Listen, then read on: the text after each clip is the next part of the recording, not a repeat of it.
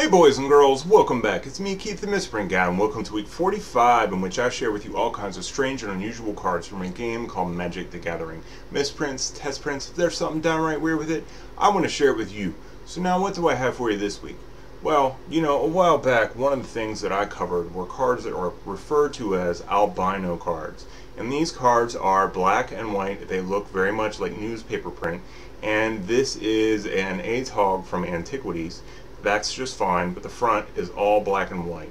Now, one of the things that I never did cover, but I really should, especially because certain things have been troubling me as of late. Now, there are cards that are referred to as partial albinos, and here's a very good example right here. These are two, well, less than desirable cards from back in the day, and they are red cards, but, well, they're nice and orange.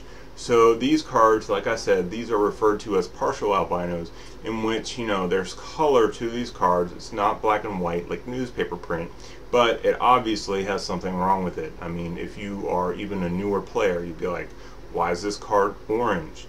So these are obvious mistakes, and but the thing that has been troubling me lately, and well, while I'm at it, might as well show you a couple other examples. And these are foil cards, and this one right here is gray, and this one is kind of bluish. So, I mean, like I say, there are cards with these issues. Now, here's the thing. I've been seeing quite a few of these partial albino cards, and people are showing them off, selling them on eBay. I mean, they're around. But the thing is, you can put them out in the sun and make some partial albinos. Now, the ones I showed you, I have conferred with other misprint collectors, and they seem to agree that they are legit. But I have seen quite a few and online and stuff, and I'm just like, man, I don't know about that.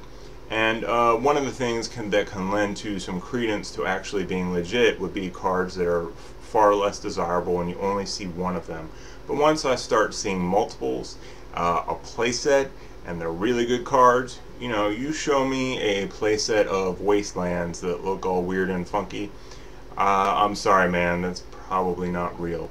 So one of the things that I wanted to do is, well, first of all, warn you as far as cards like that go, especially once you start seeing, like, the really popular cards and, like I said, multiples.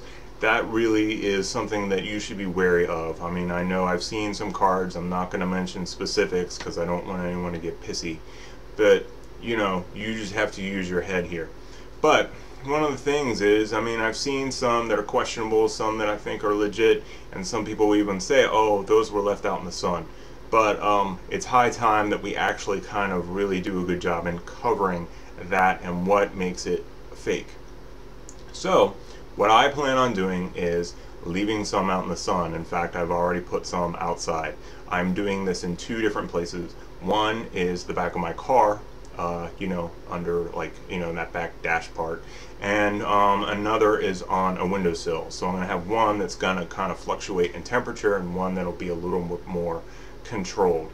And I'm doing foil, non-foil. I'm even leaving a couple of them upside down so we get the back, and I'm making sure that I do them from a multiple sets, and all, old frame, new frame, brown artifact, gray artifact, all that good stuff. And I'm going to leave them out in the sun, and I don't know how long it's going to take because people keep telling me different time frames, but we're going to find out, and I will be posting progress. How's that sound? So here's the thing. I want you to give me some worthwhile suggestions, things that you might suggest that that I do, and hey, if it sounds good enough, I'll probably do it. But again, some people say, oh yeah, a couple months.